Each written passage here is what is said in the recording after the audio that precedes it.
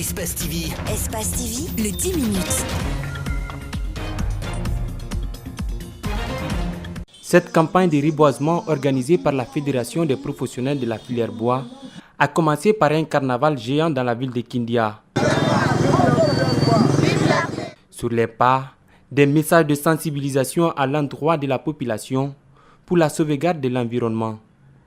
Chaque carnavalier son jeune plan, direction Séguéa, un district situé à 10 km de Kindia Centre, pour le reboisement sur ce site déjà identifié.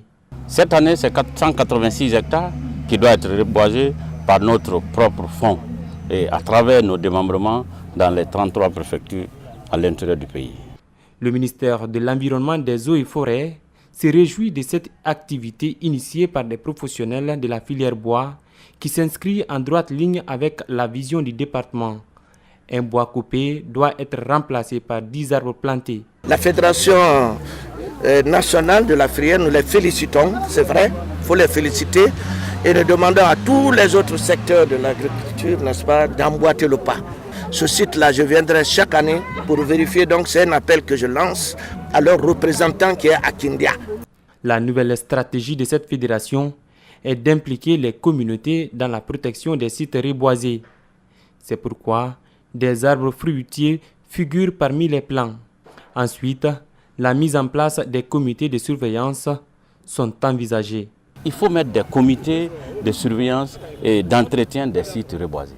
Et à travers ces mêmes communautés ou dans les zones où nous reboisons, nous trouvons des personnes, si c'est 5 à 6 personnes ou 7 personnes, nous les régissons en comité de surveillance et d'exécution et d'entretien de ces sites reboisés.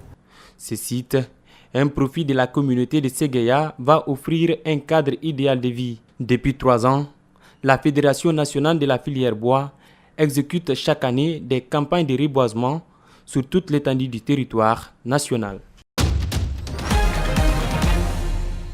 C'est un conseil qui s'est tenu dans un contexte de mutation au sein du mouvement social guinéen en général et au sein du SLEG en particulier. Les participants donnent des garanties.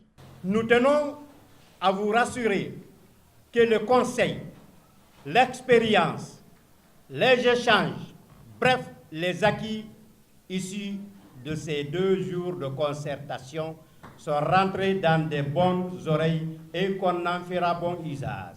Les secrétaires généraux et délégués préfectoraux ainsi que ceux des communes s'engagent à respecter toutes les résolutions et recommandations issues de ce rendez-vous. Après sa désaffiliation à l'Union syndicale des travailleurs de Guinée, USTG, le SLEG fait peau neuve. J'ai seulement le devoir de féliciter tous les participants pour les gros efforts qu'ils ont fournis dans le cadre du toilettage des textes juridiques régissant le fonctionnement de notre organisation et dans la prise de position par rapport aux préoccupations qui sont les nôtres aujourd'hui. Préoccupations sans les solutions desquelles les enseignants, les enseignantes et les enseignants ne pourraient sortir de la précarité qu'ils vivent. Je pense que les résolutions qui ont émané des travaux feront l'objet d'une large diffusion au niveau de toutes les structures centrales comme déconcentrées.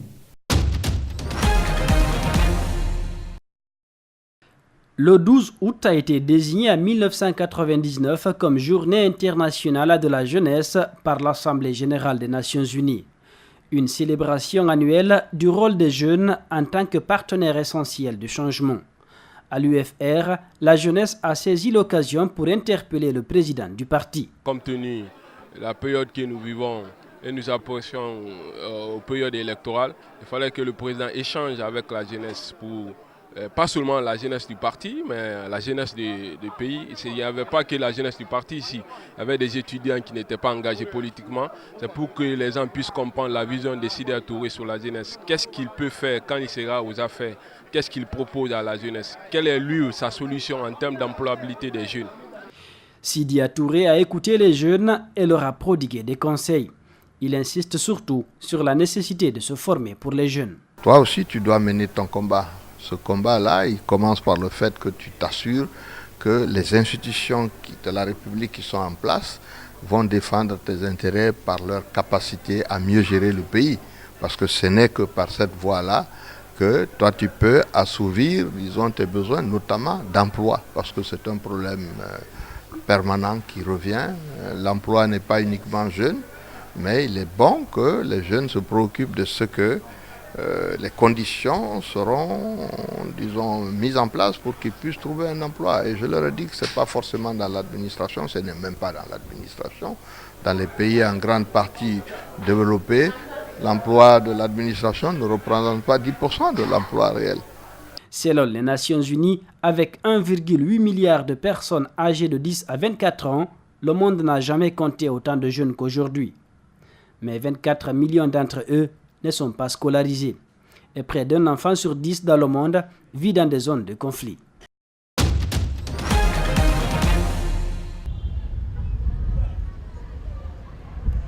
Ils étaient tous accompagnés de leurs cabinets respectifs, le ministre Binta Masson et le numéro 1 du football guinéen, Mamadou Antonio Souaré, au centre technique de Nongo. Ici, les travaux de finition sont visibles. Ce centre accueillera dans les mois à venir toutes les catégories du football inférieur. Pour la FEGIFOOT, c'est une étape très importante pour le développement du Curon en Guinée. Quand nous sommes venus à la Fédération guinéenne de football, la FIFA a posé un veto pour dire que tant que le centre technique ne sera pas opérationnel, parce que les fonds ont été alloués pour ça et c'est abandonné depuis une dizaine d'années, et que si les travaux ne sont pas terminés et que les gens soient installés, la FIFA n'accompagnera pas la Guinée. Donc, on s'est attelé à cela et heureusement pour nous, ce jour que vous voyez, tous les travaux sont terminés et les gens vont dans une semaine bientôt déménager ici, s'installer pour travailler. La direction technique nationale se réjouit de ce jour avant d'expliquer le rôle et l'importance de ce centre technique. On ne peut pas accéder au football d'élite si on n'a pas un football à la base. C'est-à-dire que si vous voulez construire une maison, vous commencez d'abord par le soubassement pour monter à la toiture. Et tout ce que nous avons fait ici jusqu'ici, c'est que nous avons commencé d'abord par la toiture pour descendre maintenant vers le bas. Et ce que la Fédération guinéenne est en train de corriger, je crois que c'est un outil important pour nous, surtout la direction technique, parce que ça va nous permettre quand même de faire tout ce qui est nécessaire pour pouvoir faire avancer le football guinéen. En rappel, les travaux de finition de ce centre technique de Nongo sont estimés à hauteur de 250 000 $ et quelques, et c'est un préfinancement de la FEGIFOOT.